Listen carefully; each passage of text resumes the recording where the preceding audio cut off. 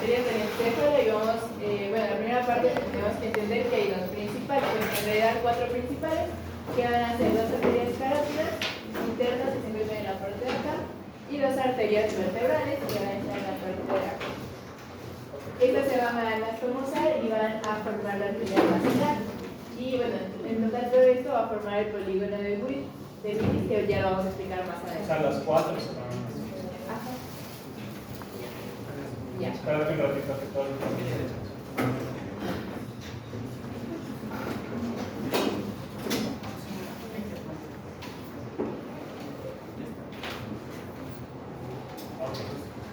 Ya, ahora empezando con la arteria carótida interna, la rama más importante. Espérate otra vez.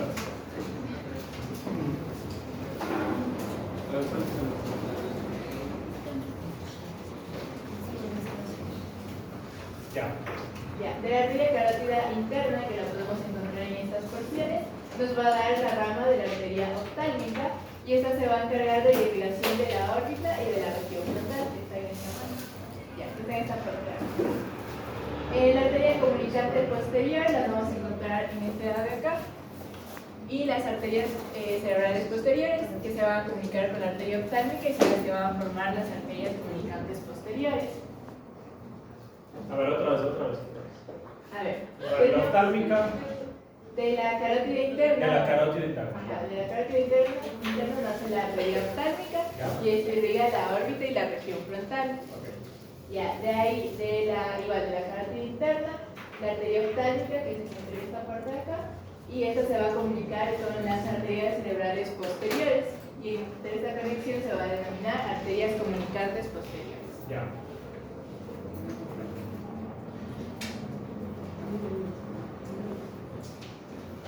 Espérate un ratito.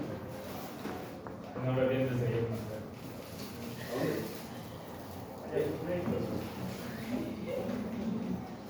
Ya. Ya, ahora vamos a continuar con la arteria sudoral anterior, que es esta de aquí. Y esta de aquí igual nace a partir de la carótida interna, aquí va a irrigar estructuras profundas. En cuanto a la arteria cerebral anterior, que la vamos a encontrar en esta parte de aquí, tenemos dos. Esta nace de igual manera de la carótida interna y va a irrigar la cara medial del cerebro. Eso es importante. Repítanos otra vez la arteria cerebral anterior. Ya, la arteria cerebral anterior van a ser de la carótida interna, vamos a tener dos, y van a irrigar a la cara medial del cerebro.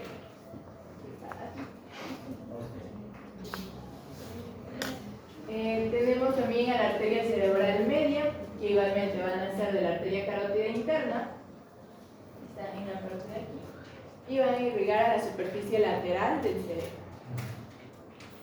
Regresa. Todo esta es también bien importante. Si alguna pregunta viene en el integral va a ser sobre la anterior, seguramente, o la media. Porque miren lo que dice, es la rama más grande de la carótida interna. Esto es 1, 2. Irriga casi toda la superficie lateral del hemisferio cerebral. Por lo tanto, ahí abajo está la explicación también, está irrigando áreas motoras, sensitivas y del lenguaje. Entonces, en el integral se pone en algún caso, probablemente no te pregunten, pero van a decir, tuvo un infarto en la arteria carótida, en la arteria cerebral media, y se vio afectado tal aspecto del lenguaje o tal aspecto motor y sensitivos. Pero acuérdense que viene la carótida interna, irriga la superficie lateral. Entonces, todo eso del homúnculo que vimos, tanto del motor y sensitivo, se puede ver afectado por una afectación o un daño de la cerebral media. Bien. Ahora vamos con la arteria vertebral, que como había dicho al inicio, las partes más importantes de la irrigación del encéfalo van a ser la carótida interna, que fueron las que ya vimos, y de la arteria vertebral, que la vamos a encontrar en esta parte de acá. Ya, para que ingrese al encéfalo como tal, va a tener que atravesar el foramen magno y se va a descansar y va a formar la arteria basilar, y la podemos ver ahí.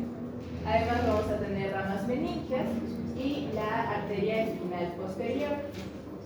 En la arteria espinal posterior, igual nace de la arteria vertebral, se forma la arteria espinal posterior y va a irrigar a la cara posterior de la médula espinal. Repite su último. Espera un ratito. Dani. Bueno. Ahora sí, repítanos a la parte de la arteria espinal posterior. Ya, la arteria espinal posterior, bueno, como su nombre le indica, va a estar en la médula espinal. Igual, nace de la arteria vertebral, luego va a la arteria espinal posterior y va a irrigar la parte posterior de la médula espinal. Tenemos la arteria espinal anterior, que va a ser similar, que nace de la arteria vertebrales, luego va a la arteria espinal anterior, pero esta va a irrigar a la médula oblongada y a la médula espinal. Tenemos también la arteria cerebelosa posterior-inferior, o también llamada pica, y esta de aquí va a ser la arteria más grande de la arteria vertebral. El trayecto va a ser la arteria vertebral, luego la arteria cerebelosa posterior-inferior, y esta va a encargarse de irrigar al cerebelo inferior y al bulbo raquídeo. Ahora tenemos la arteria basilar. Pero, entonces Dani, no pasa nada más. ¿Qué arteria está irrigando el plexo coroideo del cuarto ventrículo?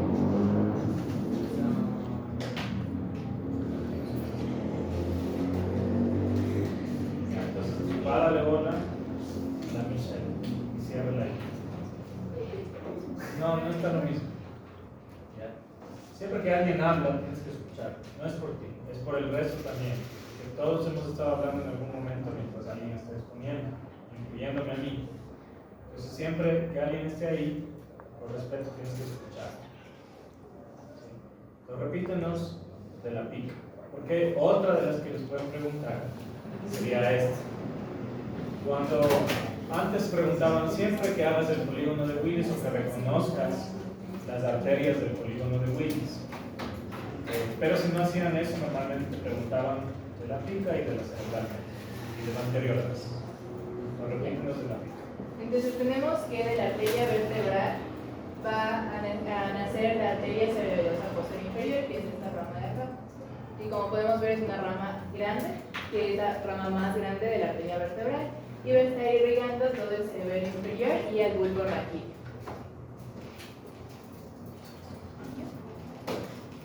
Ya, ahora tenemos la arteria basilar, que como ya habíamos dicho, se va a formar de la anastomosis, cuando se anastomosa la arteria vertebral, que la encontramos aquí, y se va a dividir en arterias cerebrales posteriores.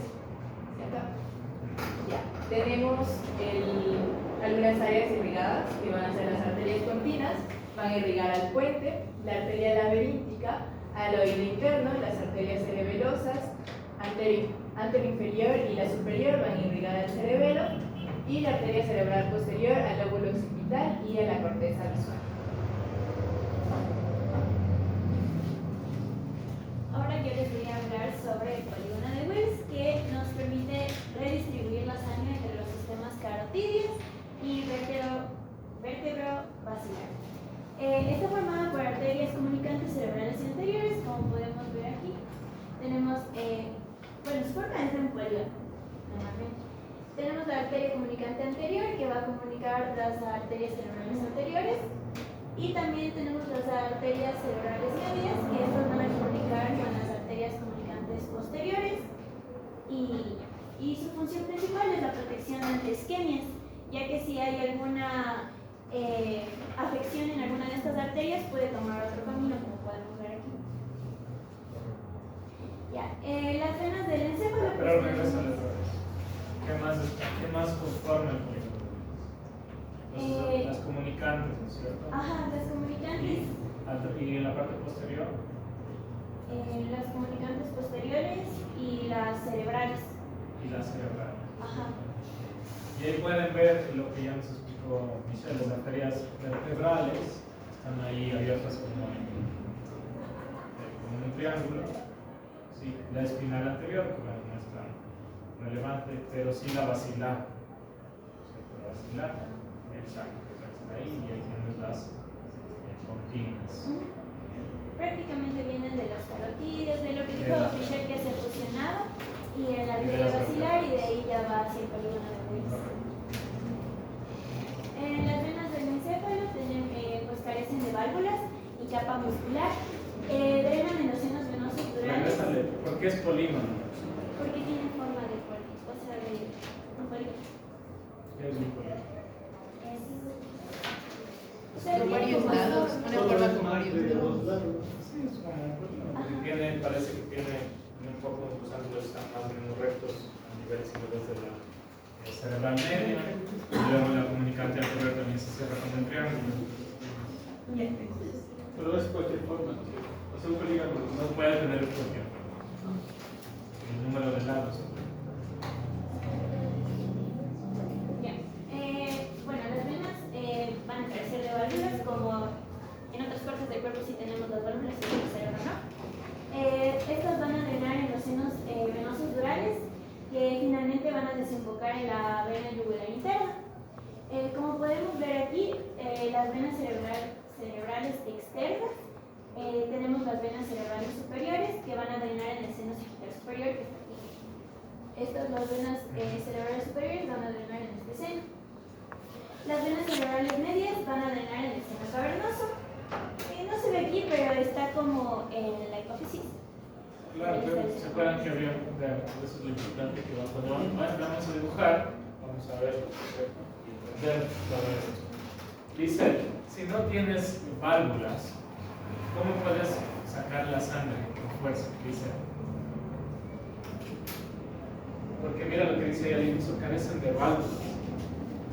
Y entonces no tienes como que la capacidad para, en otras partes del cuerpo, bombear de regreso la sangre.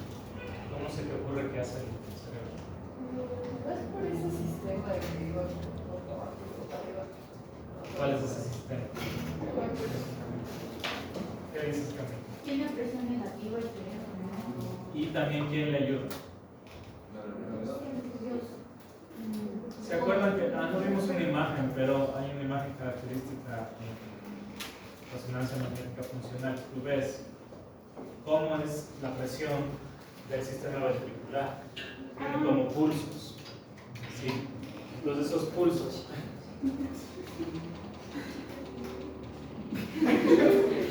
Eso está resultado. Entonces esos pulsos hacen que haya este bombeo, ¿no es cierto? El sistema ventricular básicamente, sí, hace de amortiguador, pero también genera presiones continuas. ¿Qué cerebrales superiores? También tenemos las venas cerebrales profundas, que vamos a tener dos. Las venas cerebrales media profunda, que va a formar la basilar, que va a basilar, que tenemos aquí. Ajá.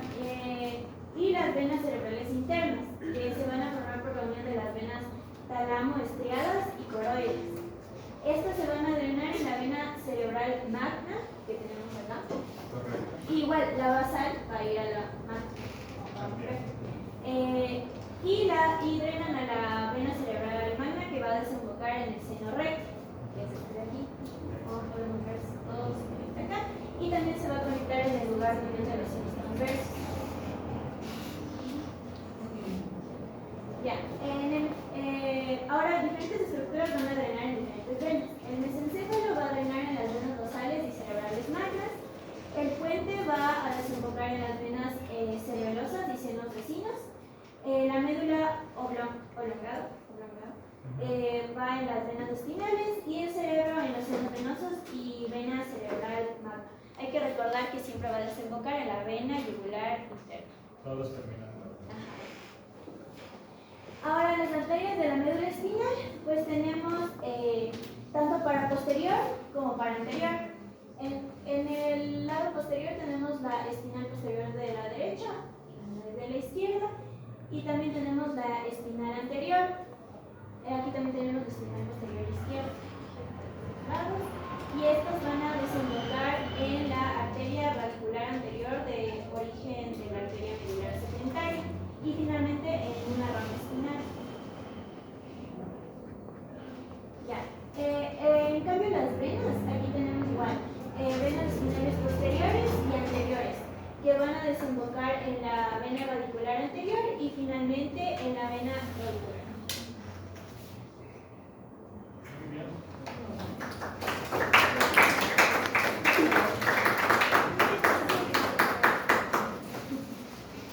entonces, Alejandro. Es que me cerrado.